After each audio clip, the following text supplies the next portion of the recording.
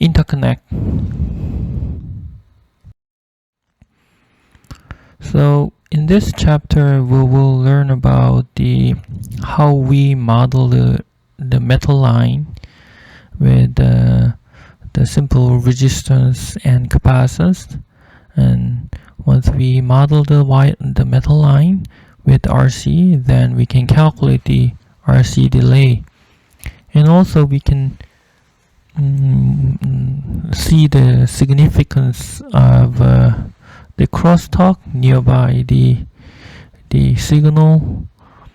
So how we avoid we will also learn about how we avoid those crosstalk effect. So there's some wire engineering in process, so we'll look at.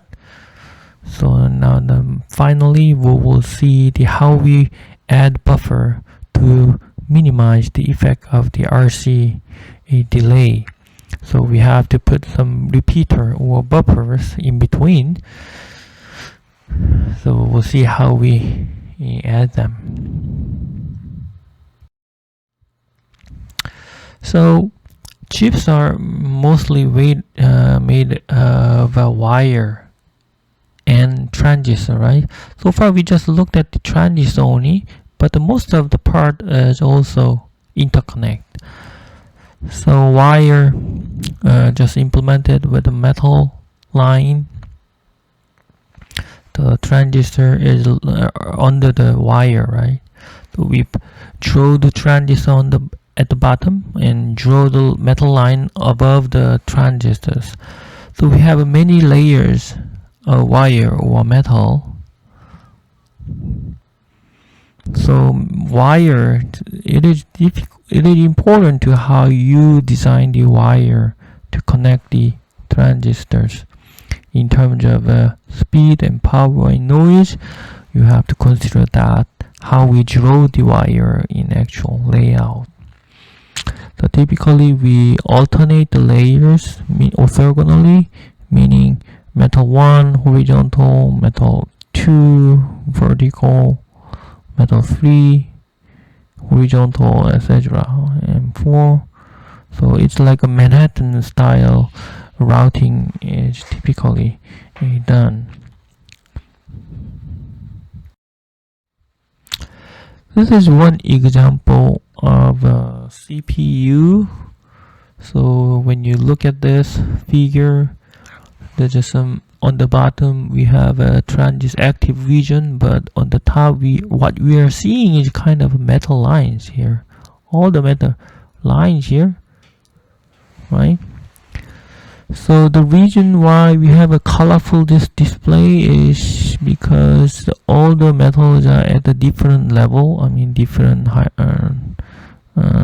hierarchy, different, and we have let's say transistor here and poly above top. Here we have a M1 and at more M2, like this kind of arrangement is there, M7 let's say. So the light reflection factor is quite different. So when we see from the scope, we will see some colorful display here. Each the line shows some different metal layers.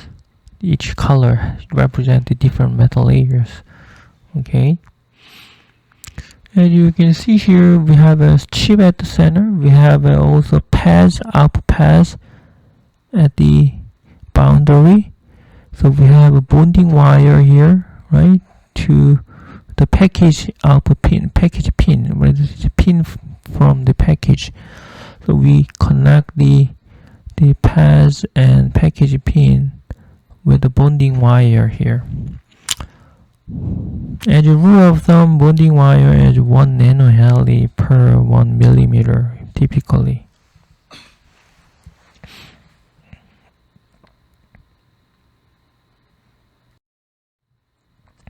This is a zoom in, magnified the metal lines. So we have a metal 2 in pink and metal 2 on some red. We have a via here, right? Via that connects between metals, right? It looks like this.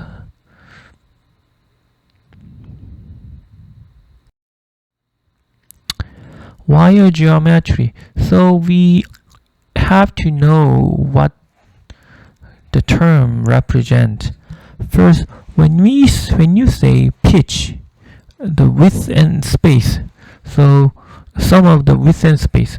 Let's say you draw this metal with a pitch of 10 micron, meaning every 10 micron you are repeating the metal line, right? Or if you place some block with a pitch of 10 micron, then every 10 micron you are putting same block, something like that. So pitch, the term you have to be aware of, right? This is what it is. So some the width plus the space, that is something that repeating the same structure. The aspect ratio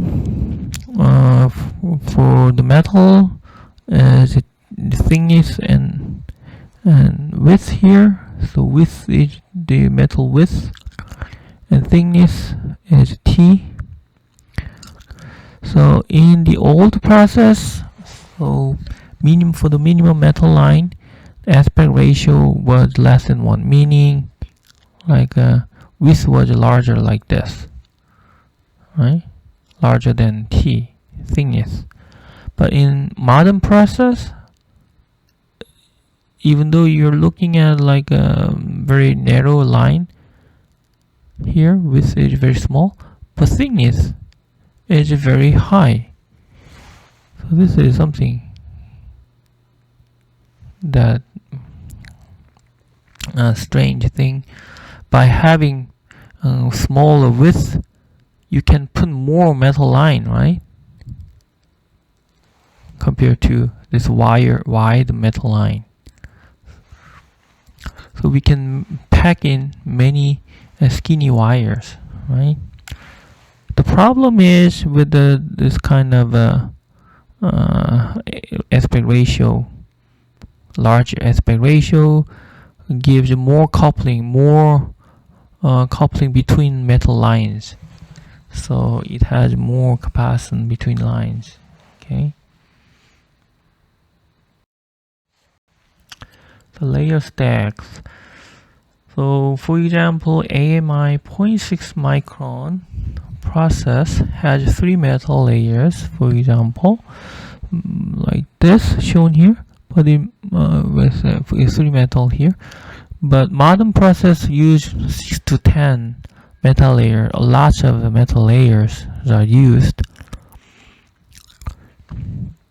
And for M1, thin narrow metal, and M2 to 4, a thicker metal, so smaller resistance, and 5 to 6 is the thickest.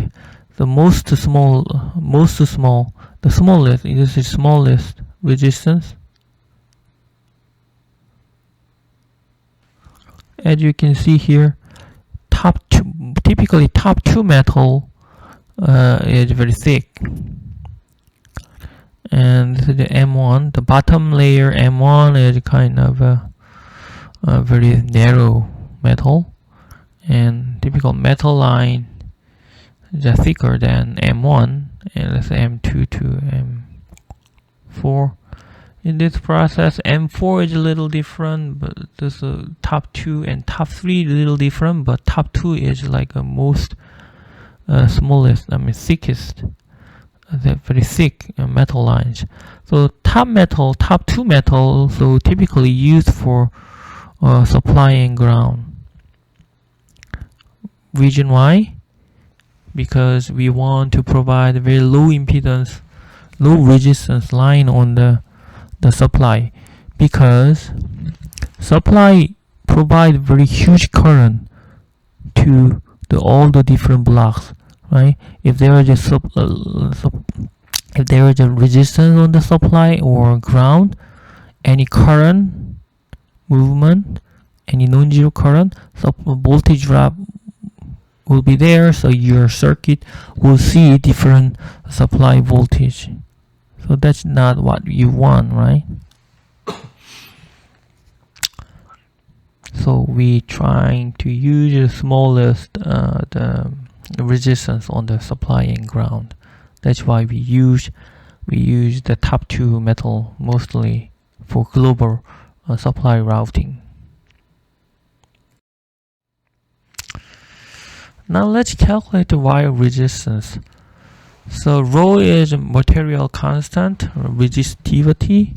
So let's say, for example, from this kind of geometry, from A to B, what would be the resistance? The resistance can be equivalent to rho times. If the length is larger, then the more resistance, right? And for the area, if the area is larger, then you get the lower resistance, right? So T times area is T times what? W, right?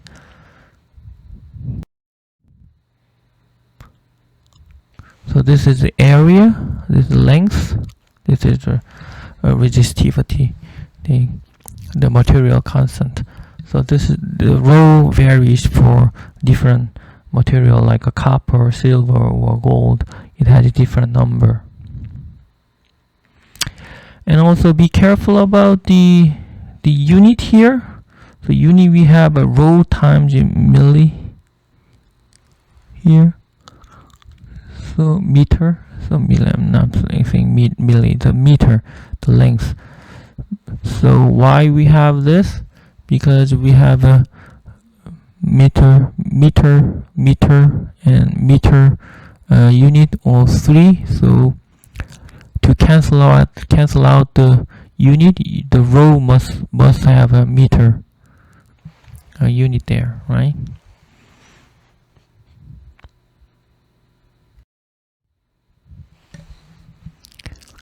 In modern process, so typically thickness we cannot control as a designer. The design freedom is the L and W only. You cannot control T. Only process provide this thickness. We cannot adjust this thickness. So rho and thickness can be sort of defined as R square, meaning R square is the resistance from the square device. For you, this is this resistance is R square.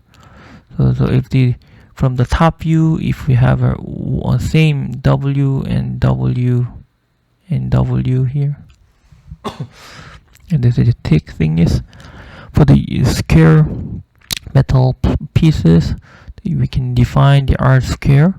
Let's say if we make it longer wire, then let's say 2x larger, let's say 2W, then we have a 2 R square, right? If we have a 3 square, then we have the 3 RD. So L over W shows how many square in the line, right? So typically we use the R square, the sheet resistance. Every square that counts the resistance. So when you estimate the line resistance, you just count how many squares are there. For example, in this figure, how many squares? 1, 2. Let's say we have 3 squares, right? So we have 3 R squares, right? Resistance. What about the other geometry? How many squares there? Let's say 1, 2, 3 square there. Then this is also same as the left metal line. We have the same resistance if we have the same number of square from the top. So it is a very handy tool or way to calculate or estimate the line resistance. Once we know that R square sheet resistance, then we can easily estimate the line resistance. There are several choices of metals. Until 180 nanometer generation, most wire were aluminum, but nowadays we use the copper. So So typically we use the top metal. I mean, most the bonding pads actually made out of the aluminum, because it is easy for put wire bonding on the aluminum rather than the copper. So typically the pads is made out of the aluminum, and below there we use the metal layers. Most of them are copper. So there are several things that we have to take into account. So typically copper atom diffuse into silicon and damage the FETs. So there is some special process to make it surrounded by diffusion barrier. This is something related to the process. So actually for circuit designer, we don't need to care about this. For the row resistivity, so we see that the aluminum and copper, like this, the copper row of the copper is 1.7, which is very small, and silver is 1.6, right? So typically we use those two actually in process, and metal wire you draw is made out of mostly copper. This is some example of a copper diffusion barrier here. At the core we have a copper, and there's a blue shaded region. That barrier has higher resistivity. So, but this barrier is kind of difficult to be scaled below a certain thickness. So this thickness doesn't scale well, so that's kind of limiting the process scaling in old days. But nowadays I'm not sure this is happening or not. So there's some other effect, electron scattering. So as we narrow down the wire width, the actual electron and hit the boundary and scatter around, so it actually reduces the mobility through the metal lines. And also the higher frequency, for the very high frequency signal going into the metal line, actual current actual flow on the outside, the outer shell, rather than the center. So actual area for the resistance is smaller, because actual current is only flow through the surface. So that increases actually resistance. This is called like a skin effect. You may heard of in other class.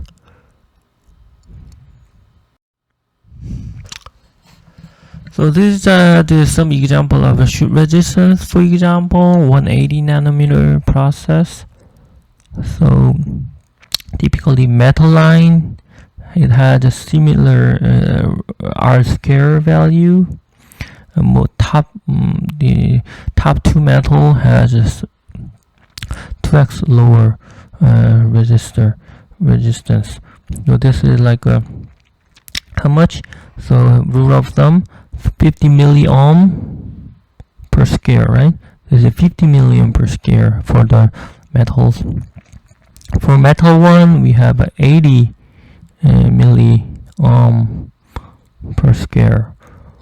But for diffusion, we have a very larger resistance. But for the silicided diffusion, meaning more doping onto the diffusion, that reduces the resistance. So non-silicided mean larger resistance.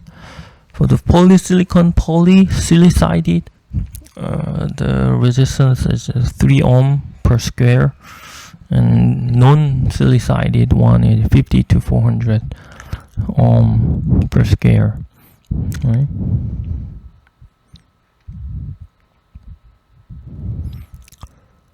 So typically contact and via has the 2 to 20 ohm. So to reduce the contact resistance, we have to put as many as many vias as possible. So for example, when you make a transition, we typically more than 2 rows of the contact, and when it turns, we fill in all the cross section with the contact, right? So trying to put the contact as many as possible. Considering, for example, considering the metal, let's say 50 ohm milliohm per square, right? So you may count how many square in the line there. So you can calculate the how many, in this example, how many VR you have. 1, 2, 3, 4, 5, 6, 7, 8.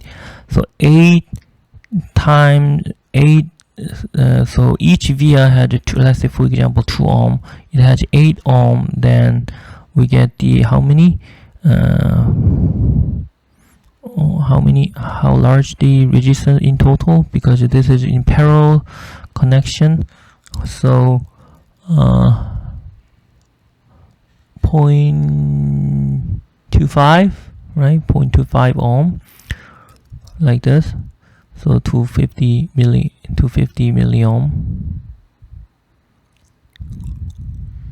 Yeah. So for the square, 1 square of the metal, for example, we had like a 50 milliohm.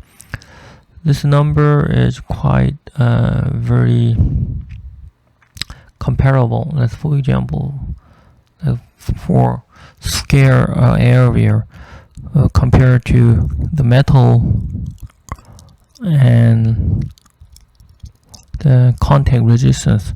The contact resistance is quite large, right?